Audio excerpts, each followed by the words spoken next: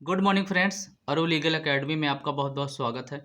Friends, आज हम बात करेंगे कि यदि आप एफआईआर करवाते हैं, आपके साथ कोई अपराध हो जाता है, कोई मामला हो जाता है, तो जो एफआईआर करवाते हैं उसको किस प्रकार से करवाएं कि जिसमें आपको केस जीतने में आसानी हो। यानी मजबूत एफआईआर किस प्रकार से आपको करवानी चाहिए, उनमें किन किन बातों का ध्यान रखना चाहिए जब एफआईआर आप लिखते हैं।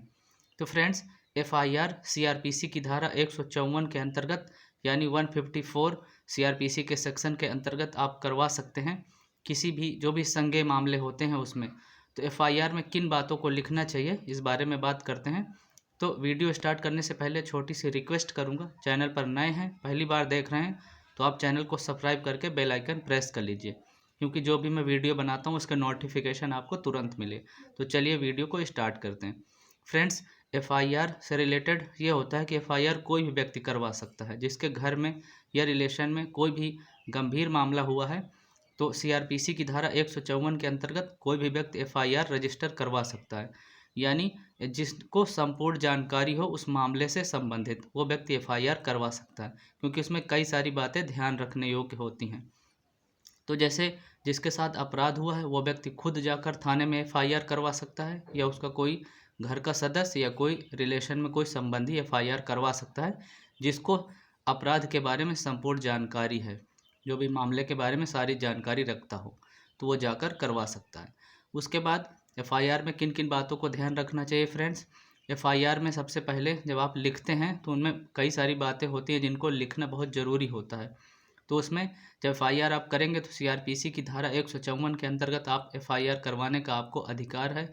इसमें आपको ये लिखना होगा कि सबसे पहले कारण लिखना होगा कि अपराध होने का कारण क्या है, यानी किस वजह से यह घटना हुई, ये लिखना होता है। उसके बाद आपको समय लिखना होता है और उसकी तारीख लिखनी होती है, और वो जो अपराध हुआ किस स्थान पर हुआ है ये लिखना ज़रूरी होता है। और अपराध में जो लोग शामिल थे यानी जो अक्यूज्ड हैं वो कौन कौन थे और कितने लोग थे।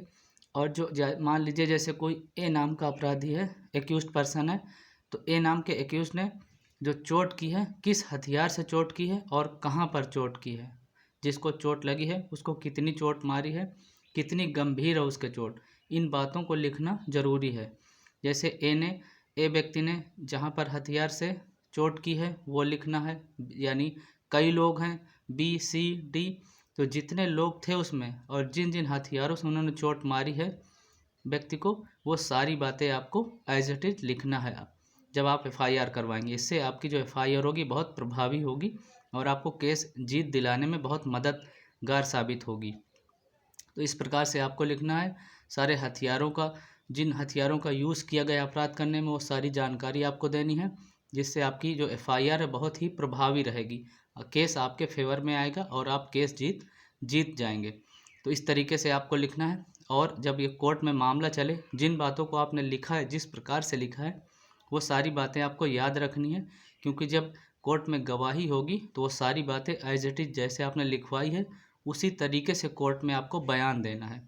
क्यों जब उसी तरीके से आप बयान देंगे, मान लीजिए जो घटना आपके साथ हुई है उसी तरीके से आपको प्रॉपर लिखवाना है जैसे मैंने बताया, और जब कोर्ट में बयान होंगे उसी तरीके से आपको बयान कोर्ट में भी देना है, जिससे जो भी एक्यूज्ड पर्सन है जिन्होंने घटना को अंजाम दिया है वो छूट ना पाएँ, उनको सज़ा ज़रूर दिलवाई जा सके। तो फ्रेंड, इस प्रकार से आप अपनी एफआईआर को पूरी तरीके से ड्राफ्ट करेंगे यानी लिखेंगे तो निश्चित ही आपको सफलता केस में प्राप्त होगी। और जो आपके साथ अपराध हुआ है उसमें आपको जिन अपराधी जो व्यक्ति थे, जो एक्यूज्ड पर्सन थे, उनको ज़रूर आप सज़ा दिलवा पाएंगे कोर्ट के माध्यम से।